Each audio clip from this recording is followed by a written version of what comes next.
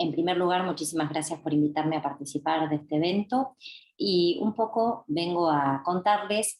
cómo es el esquema de organización de una consulta especializada en un servicio de gastroenterología de un hospital pediátrico. En primer lugar, lo más importante cuando hablamos de la atención en pacientes con enfermedad inflamatoria intestinal es poder llegar adecuadamente a un diagnóstico, pudiendo utilizar todas las herramientas que contamos en un hospital de alta complejidad. Por supuesto, hacer un recorrido por una exhaustiva historia clínica, poder solicitar las herramientas de laboratorio necesarias, poder indicar una endoscopía digestiva e interpretarla, cómo diagramar o diseñar un reporte que pueda ser reproducible o interpretado de manera correcta por otro especialista, y después cuáles son las imágenes que vamos a solicitar para poder definir correctamente en qué diagnóstico de enfermedad inflamatoria intestinal estamos.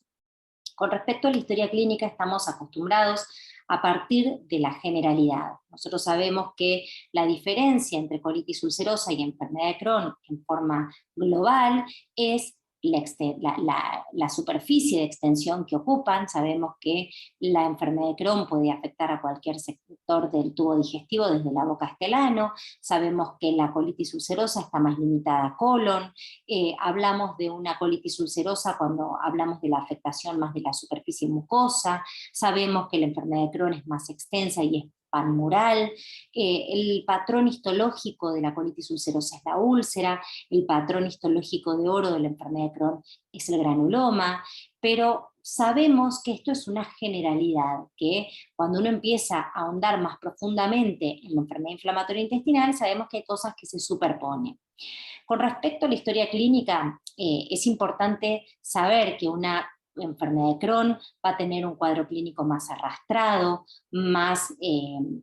con más afectación del estado general, con repercusión del estado general, con un dolor abdominal que va a estar casi constante, con repercusión en el peso y en la talla. En cambio, en la colitis ulcerosa, tal vez las deposiciones con sangre con urgencia y diarreicas son mucho más marcadas.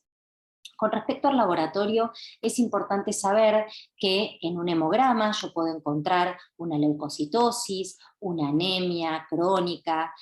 trombocitosis, que es tan importante observarla, interpretarla y saber si hay que actuar o tener algún mecanismo de prevención, porque en la enfermedad inflamatoria intestinal las trombocitosis pueden ser el puntapié de una trombosis y una complicación de estos pacientes. Los reactantes de fase aguda, la eritrosedimentación, la PCR, ¿qué valor les doy? La PCR está muy de la mano de afectación endoscópica. Cuando yo tengo una PCR elevada, sobre todo en el paciente en seguimiento, tengo que pensar que tengo que indicar una endoscopía porque probablemente ese paciente va a estar activado, aunque la clínica no me diga nada. También cuando yo me encuentre con una hipoalbuminemia o una hipoproteinemia, yo puedo saber que ese paciente tal vez no va a tener una excelente respuesta a, por ejemplo, un biológico que utiliza la albúmina como vehículo para actuar. La presencia de un ASCA o un ANCA, estamos acostumbrados a vincular al ANCA con una enfermedad de tipo colitis ulcerosa y al ASCA con una enfermedad de Crohn, pero tenemos que saber que los pacientes con ASCA positivo son pacientes que van a dar tal vez más trabajo, y la calprotectina hoy por hoy es un parámetro que es como la vedette en este tipo de enfermedades, porque nos va a hablar de severidad, de extensión, pero hay algunos datos de la calprotectina que debemos conocer. Por sí mismo, ninguno de estos parámetros es patognomónico de enfermedad inflamatoria intestinal, pero sí son parámetros de laboratorio que nos van a ser de mucha ayuda. Con respecto a calprotectina, el valor de corte es de 50, pero para pensar en una enfermedad inflamatoria intestinal tenemos que tener valores por arriba de 200, 250. La calprotectina es una proteína fijadora de zinc y de calcio que abunda en el citoplasma del neutrófilo, y como tal el neutrófilo va a viajar a áreas inflamadas y va a volcar esta proteína a la luz del colon, que al mezclarse con la materia fecal me va a permitir a mí rescatarla y saber si estoy frente a una enfermedad inflamatoria. Tiene un efecto bacteriostático y fungostático. Hay que saber que los lactantes tienen valores de calprotectina muy elevados y no siempre hablamos de patología. Es por eso que tal vez encontrarnos en un lactante con una calprotectina de 900 resulte normal, o valores por arriba de 250 en un menor de 4 años también tal vez resulte normal y no vamos a encontrar patología. En el último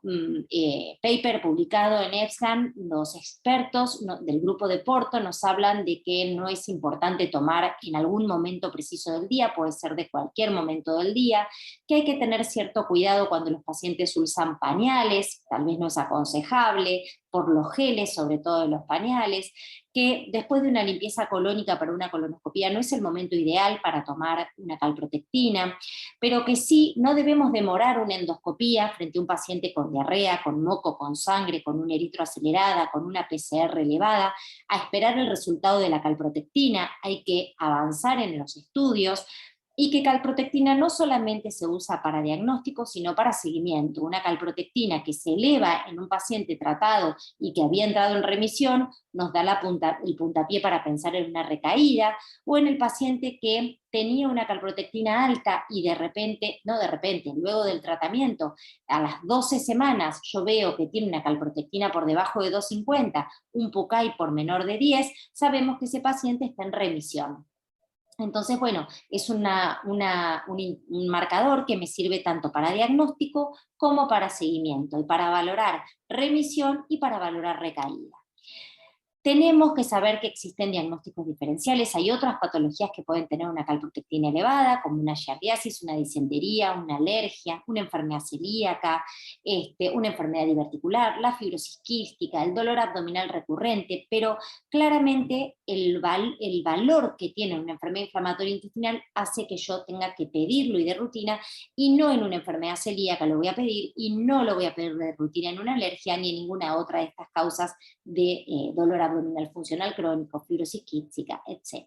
Es importante saber que puede estar elevado, nada más.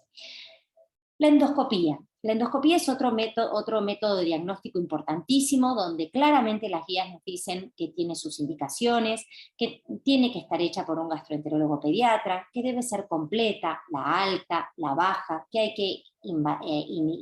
adentrarnos en el ilio, en hacer una ilioscopía,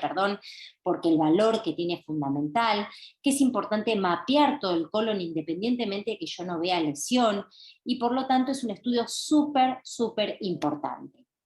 Es muy claro en las guías que frente a situaciones como la clínica de presiones con sangre o marcadores como el eritro, la PCR o la calprotectina son indicativos de que hay que avanzar hacia una colonoscopía, pero como dijimos recién, no hay que esperar estos estudios si la clínica es tan importante. Y en las colitis agudas severas, tal vez no es importante avanzar en forma completa, hacer una rectosigmoidoscopía ya es suficiente, pero en manos expertas podría completarse el estudio de igual manera. Con respecto a qué debo observar, bueno, es importante ver la localización de las lesiones, la extensión, el patrón vascular, la friabilidad, la presencia de erosiones, la presencia de ulceraciones profundas o de complicaciones como la estenosis o las fístulas. Y cada reporte tiene que estar hecho de tal manera que me sea la base para la próxima endoscopía, para saber si ese paciente está mejor, igual o peor. Y que si yo hice una endoscopía y después la va a hacer un colega, describamos las mismas cosas para que nos sea útil el reporte anterior para hacer comparaciones sobre cómo es la situación actual del paciente. Entonces acá podemos ver que en una colitis ulcerosa utilizar los scores adecuados para hacer el reporte de endoscopía es muy valioso. En una colitis leve, donde solo haya pérdida de patrón vascular, vamos a hablar de un Mayo 1, cuando tengamos friabilidad, vamos a hablar de un score de Mayo 2, cuando tengamos úlceras profundas o una mucosa sangrante frente al roce, vamos a hablar de un Mayo 3, y como vemos en la foto última, describir las complicaciones o los hallazgos de cronicidad como un pseudopólipo o un puente mucoso también. En cambio, en la enfermedad de Crohn existen scores que tal vez es importante tener algún recordatorio porque son más complejos, pero vemos que el patrón en empedrado es típico de Crohn, la úlcera aftoide con patrón vascular conservado entre lesiones también, las úlceras profundas o en sacabocados, la úlcera serpinginosa, lineal o el puente mucoso en la cronicidad son hallazgos típicos de enfermedad de Crohn. Y saber que existen calculadoras y aplicaciones que podemos tener en un celular que nos ayuden a utilizar el score correcto. Acá tenemos una calculadora que es de GADECU, que es la sociedad que reúne a todos los estudios de colitis ulcerosa y enfermedad de Crohn en Argentina, pero por ejemplo la Sociedad Norteamericana de Gastroenterología, Hepatología y Nutrición Pediátrica, la NAFGAN, tiene esto que se llaman NAFGAN Tools, que son la caja de herramientas donde tenemos imágenes atrás de endoscópicos y scores o calculadoras que nos permiten saber en qué tipo de score endoscópico ponemos al paciente. En cuanto a las imágenes complementarias, tenemos la enteroresonancia, la cápsula endoscópica o la ecografía, y cada una tendrá sus ventajas y sus desventajas. ¿Cuál es el beneficio de una ecografía? No irradiamos al paciente, es un periodo cortito, no necesita preparación, y en manos de un médico muy avesado es muy útil. El problema que tiene es que es operador dependiente, que tal vez en manos que no son muy experimentadas no podemos exprimir este estudio, y lo que vamos a ver, o lo que va a ver el experto, es el aumento de la grasa mesentérica, la hipervascularización en el Doppler, la presencia de adenopatías o el aumento del grosor de la pared. La enteroresonancia tiene como ventajas que delimita muy bien la extensión, que no utiliza radiación también, pero requiere contraste oral, contraste endovenoso y un largo tiempo de inmovilización. Una vez que tenemos todo, decimos, bueno, ¿qué tipo de enfermedad inflamatoria tenemos? Muchas veces se generan discusiones, no todos estamos de acuerdo con qué tipo de enfermedad vamos a describir, pero bueno, las guías nos ayudan mucho porque, por ejemplo, en esta guía que describe las clases de enfermedad inflamatoria intestinal, deja claro que muchas veces cuando tenemos una afectación alta, una gastritis, una duodenitis, tendemos a pensar que el paciente tiene un Crohn, pero no, sabemos que existe la colitis ulcerosa con afectación alta, tenemos colitis ulcerosa que respeta recto, tenemos colitis ulcerosa que tiene afectación de recto, sigma, por ahí todo el resto normal, y llegamos a un ciego afectado, eso se llama con parche secal, o tenemos la enfermedad de Crohn propiamente dicha, o tenemos la colitis no clasificada. Dentro de la CU, como les explicaba, tenemos la típica, la atípica, y dentro de las atípicas tenemos la que respeta recto, la de muy corta duración, el parche secal, la afectación alta, la gastritis, la duodenitis, o la colitis aguda severa, que es aquella que tiene un PUCAI por arriba de 65. Entonces, en este paper, donde habla y describe las clases, tenemos las de clase 1, que cualquier hallazgo en estas clases no es vinculable con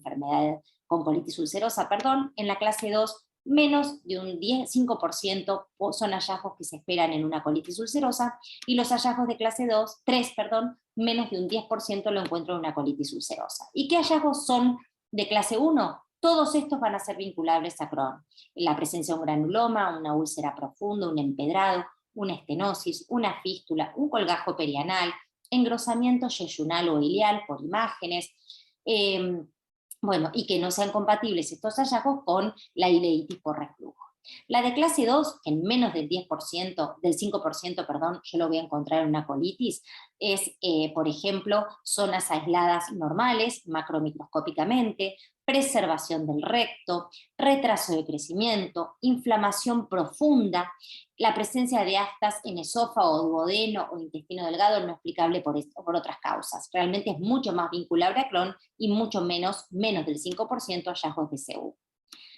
También tenemos en clase 2 menos de 5 úlceras aftoides, la presencia de ileitis, la presencia de un ASCA positivo con ASCA negativo, un gradiente de inflamación invertido, es decir, más en ciego y ascendente y menos hacia distal, cuando una colitis ulcerosa esperaríamos lo contrario, afectación muy intensa de estómago o de duodeno, no explicable por otras causas, y úlceras profundas en estómago no explicable por un Helicobacter pylori.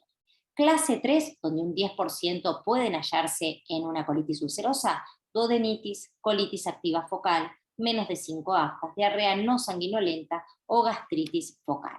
Pero tranquilos que para esto también existen aplicaciones donde ingresando todos los hallazgos que encontramos en la endoscopía alta y en la baja, la misma aplicación nos calcula si estamos frente a una enfermedad de Crohn, una colitis ulcerosa o una no clasificada. Una vez que ya decimos, listo, esto es una colitis ulcerosa, tenemos que saber qué tipo, y para eso está la clasificación de París. Entonces, E1 si es una proctitis, E2 si es una colitis izquierda, una proctosigmoiditis, E3 si es una colitis extensa, E4 si ya tengo una pancolitis. S0 si no tiene repercusión, es decir, si no hay un PUCAI mayor a 65, o S1 si tengo en algún momento un debut de tipo de colitis aguda severa. Y para el Crohn va a tener en cuenta la edad, A1A menores de 10 años, A1B mayor de 10 años, la localización, si solo toma ilion o iliocecal, L2 si toma colon, L3 si es iliocolónica, L4A por arriba del ángulo de Treitz, L4B por debajo del ángulo de Treitz, es decir, lo voy a ver en una enteroresonancia, o P, afectación perianal. Según su comportamiento, si tiene un comportamiento inflamatorio, B1, si tiene un comportamiento estenosante, B2, o penetrante, B3. Y según afecte o no el crecimiento, G0 o G1. Para poner algún ejemplo, acá tenemos una paciente de 11 años con deposiciones Bristol 5, A5 por día, con sangre, con dolor abdominal leve, no despierta de noche y buen ánimo. Un laboratorio levemente afectado, con una eritroacelerada, una calprotectina elevada y una endoscopía con mucosa de recto y sigma congestivo, friable, con úlceras pequeñas cubiertas de fibrina y un colon ascendente de aspecto normal. Nosotros tenemos en la histología criptitis, abscesos crípticos limitado a mucosa, depresión de moco y un PUCAI de 40, un brote moderado. Este caso sería una paciente con una proctosigmoiditis que no tiene un cuadro severo, o sea, E2, S0. Esta sería la forma correcta de clasificar y definir un paciente para que otro colega pueda entender qué le está pasando a este paciente. Y en el otro caso, una paciente de 8 años con dolor abdominal hipogástrico, 5 a 6 deposiciones,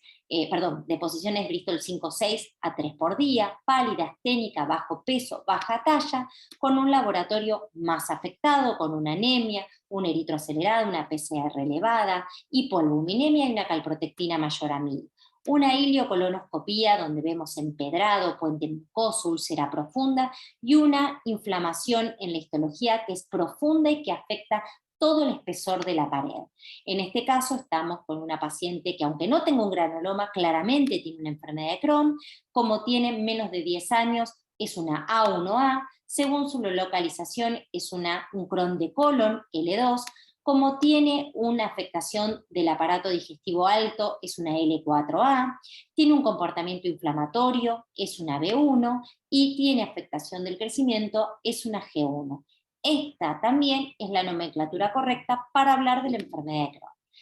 Por último, para dejar las cosas bien claras, ¿qué es lo más importante que yo me llevo de una consulta especializada en un centro de alta complejidad? Que yo debo estudiar de manera completa a mis pacientes, con endoscopía alta, baja, con ileoscopía, siempre por un especialista pediátrico, que tengo que hablar el mismo idioma, utilizar reportes que puedan definir al paciente claramente, con nomenclatura que es la que se usa mundialmente, y nada, que no debemos demorar a estos pacientes, tenemos que ir a buscarlos y no esperar que ellos vengan cuando el cuadro sea florido y tardío, porque la posibilidad de complicaciones es mucho mayor. Bueno, muchísimas gracias y quedo abierta a cualquier consulta o pregunta que quieran hacer.